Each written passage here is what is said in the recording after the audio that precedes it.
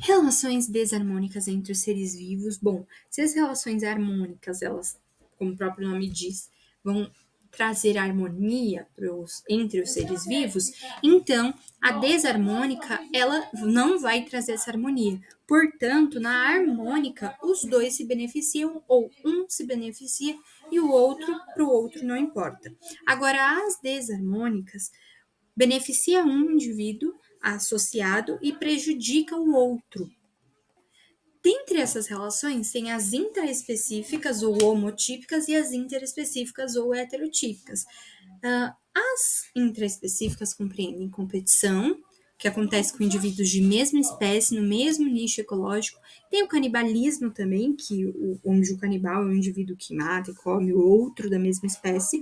E nas interespecíficas ou heterotípicas, tem a competição, o predatismo, o amensalismo e o parasitismo. A competição na interespecífica é diferente da intraespecífica porque acontece com espécies diferentes, mas no mesmo nicho ecológico. E o predatismo tem aquela relação ou associação entre presa e hospedeiro. E então, tanto os predadores quanto as presas apresentam adaptações para ataque e defesa. Essas adaptações, dentre essas adaptações, tem a camuflagem, o mimetismo, o aposematismo. A camuflagem é quando o bichinho ele se assemelha tanto pela cor e forma que ele tem com o meio ambiente que chega até a se confundir. Por exemplo, o bicho-pau. Outro exemplo, o bicho-folha, né? É uma camuflagem. Ou o camaleão também. Por quê? Porque o camaleão ele muda a cor dele em conformidade com o meio ambiente em que ele é colocado. Já o mimetismo é quando um ser imita outra espécie. Por exemplo, aquela borboleta que ela tem a asa meio alaranjada e no meio dessa asa tem um círculo, uma bolinha redonda, bem pretinha, que parece pelo, pelas formas e pela cor, aparenta ser um olho. E aí, quando um passarinho vai tentar predar essa borboleta, ele nem chega perto, porque ele já olha aquele desenho da asa da borboleta e já enxerga um olho de coruja. Então, ele vai pensar duas vezes para ir lá pegar a borboleta. É uma adaptação. Outra adaptação é o aposematismo, que é quando o indivíduo apresenta cores vibrantes. E aí, nesse gráfico, tem um número de indivíduos, pelo tempo, né? O número de indivíduos em determinado tempo. Então, quando nesse sisteminha, nesse ambiente, neste nicho, entra uma espécie, né? Ela está crescendo, aí vem o predador e preda esta presa. E aí vai oscilando. Então, o gráfico do predatismo é de oscilação. Por quê? Quando uma espécie está em alta, a outra está em baixa. Por quê? Quando uma está em alta, significa que ela está em maior população. Se ela está em maior população, provavelmente ela vai predar essa presa.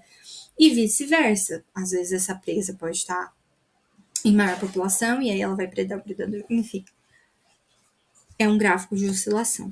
E tem o amensalismo, depois ainda tem o parasitismo. Mas no amensalismo, um indivíduo, um ser, libera substâncias que inibem o desenvolvimento de outro. O amensal é o que inibe, o inibido, e tem o inibidor. Exemplos: o eucalipto. O eucalipto, pode ver que na plantação de eucalipto só cresce eucalipto.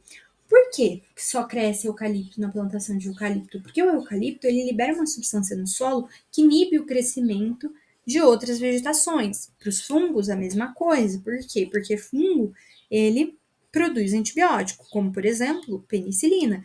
E a penicilina, o antibiótico, ele impede o desenvolvimento, a proliferação de bactérias. Para os dinoflagelados, que são as nossas conhecidas marés vermelhas, também acontece algo parecido. Por quê? Porque esses flagelados, eles eliminam toxinas que provocam a morte da fauna marinha. Certo? E tem, por fim, o parasitismo. O que acontece nesse parasitismo? A gente tem o ectoparasita, que é para fora do corpo desse indivíduo. Então, uma pulga, um carrapato que vai sugar ali o sangue do bicho, do animal, ou até mesmo do cordado, como nós, né? E o endoparasita também, que é dentro do indivíduo, são os vermes, por exemplo. VUNESP, vamos lá. VUNESP aqui, certo. Os gráficos A e B são referentes ao crescimento de duas populações de insetos, 1 e 2, que foram introduzidas em um mesmo ambiente. A seta nas curvas indica o momento em que se introduziu naquele ambiente uma nova espécie. Bom, então nesse primeiro gráfico, tem o gráfico 1, né, com essa linha vermelha, o que está acontecendo? Ele introduz a espécie, essa espécie cresce e depois ela cai. Por que que ela cai? Porque quando a gente introduz uma espécie, quando a gente introduziu essa espécie, ela caiu. Ela estava crescendo e aí essa flechinha, essa setinha indica a introdução dessa nova espécie. Quando entrou essa nova espécie nesse ambiente, a que já existia cai. Por que que ela cai? Porque ela foi, entre aspas, ela foi dizimada. Não é que ela foi dizimada, não pode ser dizimada. Ela foi diminuída, reduzida, porque essa espécie que entrou é o predador. Então, uma espécie predadora. E no segundo gráfico, essa espécie, essa linha vermelha, ela vem crescendo, crescendo. E aí, a partir da flechinha, quando introduz a nova espécie, ela cresce mais, porque ela está se alimentando disso. Então, é a presa. Né?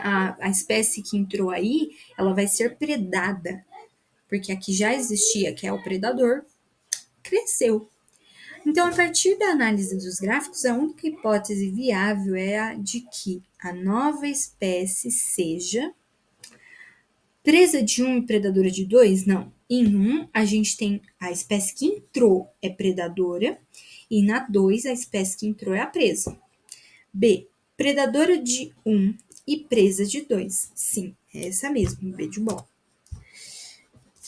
Insetos podem apresentar 3 tipos de desenvolvimento. Um deles, a holometabolia, que é o desenvolvimento completo, é constituído pelas fases de ovo, larva, pupa e adulto sexualmente maduro, que ocupam diversos habitats.